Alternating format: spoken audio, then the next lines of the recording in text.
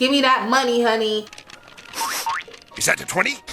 Cashless society. It's this concept where everybody's paying digitally. New York City is among the latest to tell businesses that they need to accept cash. NYC joins Philly, San Francisco, and the entire state of New Jersey, whose lawmakers say that cashless is not inclusive and leaves out the millions of Americans that don't have bank accounts, credit cards, or even photo ID. In January 2020, City Council passed a bill that prevents retailers from not accepting cash and from charging consumers more if they use it. The idea of being completely cashless is new to me, but then again, I live in the South. In more metropolitan areas, it's very popular in up-and-coming businesses, especially in places that were lower income before these businesses started to move in. Gentrification.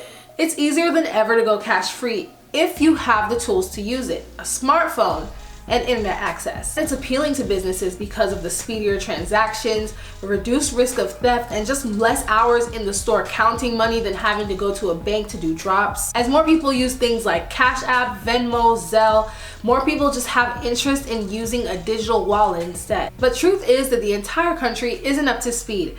In 2017, the FDIC reported that 6.5% of Americans don't have any bank accounts, checking accounts, nothing. And 11% of New Yorkers are unbanked, so business that doesn't deal in cash is a no-go. So what if you do have the cash, but you don't want to go cashless? Some people are opposed because they don't want a digital trail of every single transaction they make. And with the frequency of data breaches, they don't want their info compromised. A coffee shop owner told USA Today that they thought it was really un-American for the government to be able to tell them what kind of payments they can and can't accept. There are ways to go cashless while making accommodations for the underserved. For example, the Mercedes-Benz Stadium in Atlanta is completely cashless. You can take your money, put it into a machine, and then you get a debit card that you can use throughout the stadium. As we go toward a cashless society, I really hope we can find ways to make sure that those who are still clinging on to cash, people living in rural areas, immigrants, working class, or the elderly, make sure that they don't get left behind. Thanks so much for watching my video. If you made it this far,